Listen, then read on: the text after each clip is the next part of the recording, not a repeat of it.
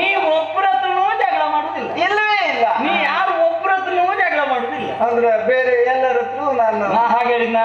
ಹಾಗಲ್ಲ ತಂಗಿ, ಮದುವೆ ಮದುವೆ ನಿನಗೆ ಮದುವೆ. ನನಗೆ ಮದುವೆಯ? ಅಯ್ಯೋ ಈಗ ಬೇಡ ಇತ್ತಣ್ಣ. ಇಷ್ಟು ಬೇಗ ಬೇಡ ಬಿಡು, ಒಂದು 65 ಆಮೇಲೆ ಮದುವೆ ಮಾಡ್ಸ. ಅಣ್ಣ ಏನಣ್ಣ 60 ವರ್ಷಕ್ಕೆ? ಮತ್ತೆ ಈಗ ಬೇಡ? ಹಾಗಲ್ಲ, ಈಗ ಅಂದ್ರೆ ತಂದೆಯವರು ಮನೆಯಲ್ಲಿ ಇಲ್ಲ. ಅಂತ ಪೂರೈತ್ರಿ ಹೇಳು.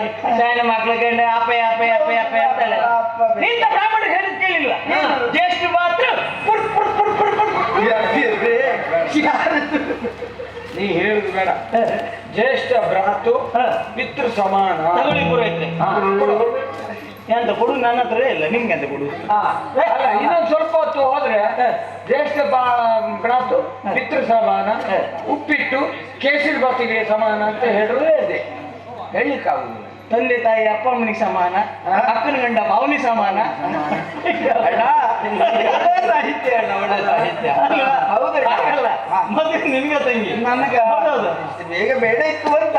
ಆದ್ರೂ ಒಂದು ನಿಶ್ಚಯ ಮಾಡಿದ್ಯಾ? ಹೌದು. ಏನಾಗ್ಬೇಕು ಅಣ್ಣ? ಈಗ ಮದುವೆಯಾಗುವಂತ ಹುಡುಗ ಹುಡುಗಿ ನೋಡ್ಬೇಕು ಅಲ್ವೇ? ಹೆಣ್ಣು ಮಕ್ಕಳಿಗೆ ಹೀಗೆ ಮೊದಲು ನನಗೆ ಬೇಡ ಅನ್ನೋದು, ಆಮೇಲೆ ಹುಡುಗ ಯಾರು ಏನು ಹಾಗೆ. ನನಗೆ ಬೇಕು ಎನ್ನುವುದಕ್ಕಿಂತಲೂ ನಿನಗೆ ಜವಾಬ್ದಾರಿ ಹೊಣೆಗಾರಿಕೆ ಎನ್ನುವುದು ಕಡಿಮೆ ಆಗ್ಬೇಕಲ್ವಾ? ಹೌದಪ್ಪ, ಹೆಣ್ಣು ಮಕ್ಕಳು ಹೀಗೆ ಹೇಳುದು. ಅಣ್ಣ, ನಿನ್ನ ಜವಾಬ್ದಾರಿಗಾಗಿ ನಾನು ಮದುವೆ ಆಗ್ತಾ ಇದ್ದೀನಿ. ಗಂಡನ ಮುಖ ನೋಡಿದ್ದು, ಆಮೇಲೆ ಹಣ್ಣು ಇಲ್ಲ ಅಪ್ಪನೂ ಇಲ್ಲ, ಯಾರು ಇರುವುದಿಲ್ಲ. ಗಂಡ ಹಿಂದೆ ಹೋಗೋದು ನೀವು. ಅದೆಲ್ಲ ಹಾಗೆ ಅಲ್ಬೇಡ, ನನಗೆ ಗೊತ್ತಿಲ್ಲ, ನನಗೆ ಅನುಭವ ಇಲ್ಲ. ಆದ್ರೆ ಹಾಗಂತ ನೀವು ತೋರಿಸ್ಬೇಕಲ್ವಾ? ಎಲ್ಲ ಉಂಟಣ್ಣ. ನಾನು ತೋರಿಸಿದ ಕಡೆ ನೀನ್ ನೋಡ್ಬೇಕು. ಹೌದಾ?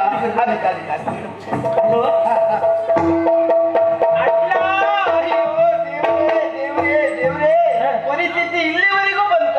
ಏನೈತೆ? ನಾವು ಹೇಳಿದ್ದು ಕೇಳಿದ್ದೇವೆ, ಅಂದ್ರೆ ಸಿಗುವುದಿಲ್ಲ ಅಂತ. ಎಂತ ಸಿಗುದಿಲ್ಲ ಅವರಿಗೆ? ಯಾರಿಗೆ? ಅವರಿಗೆ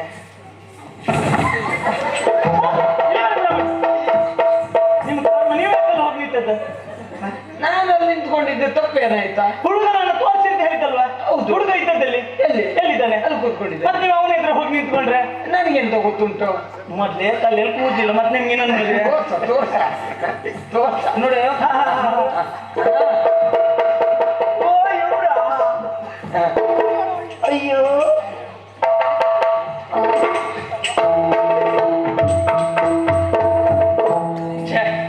ದೇವ್ರು ದೊಡ್ಡವ. ಏನಾಯ್ತಾ? ನನ್ನ ಮರ್ಯಾದೆ ಉಳಿಸಿದ, ಯಾಕ? ಮಾನ ಉಳಿಸಿದ.